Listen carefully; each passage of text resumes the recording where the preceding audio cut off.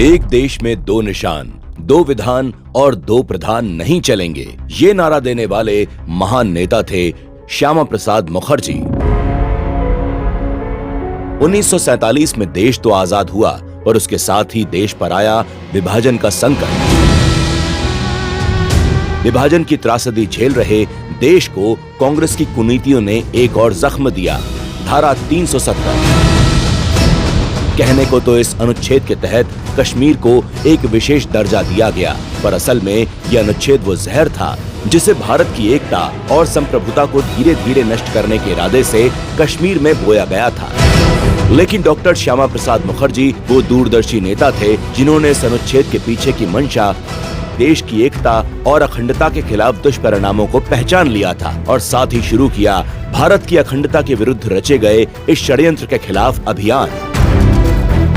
अनुच्छेद 370 को हटाने का बिगुल डॉक्टर श्यामा प्रसाद मुखर्जी जी ने आज से 70 साल पहले पंजाब के माधोपुर गांव से फूंका था। अपने इसी संकल्प को पूरा करने के लिए डॉक्टर श्यामा प्रसाद मुखर्जी 1953 में जम्मू कश्मीर की यात्रा पर निकले थे। लेकिन 11 मई 1953 को वहां पहुंचते ही उन्हें गिरफ्तार कर लिया गया, क्योंकि उनके पास परमिट नहीं था। उस समय जम्मू कश्मीर में दूसरे राज्य के निवासी को कश्मीर में प्रवेश करने से पहले परमिट लेना पड़ता था। मुखर्जी को 11 मई 1953 को कश्मीर में गिरफ्तार कर लिया गया और नजरबंद कर उन पर अत्याचार किया गया। इस दौरान उनकी स्वास्थ्य स्थिति बिगड़ गई और 23 जून 1953 को उन्होंने श्रीनगर में रहस्यमयी परिस्थितियों में अंतिम सांस ली।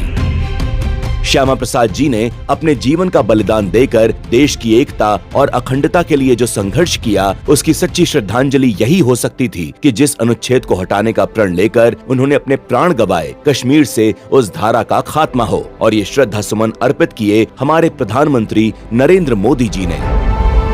5 अगस्त 2019 को मोदी सरकार ने अनुच्छेद 370 को हटाने की घोषणा की।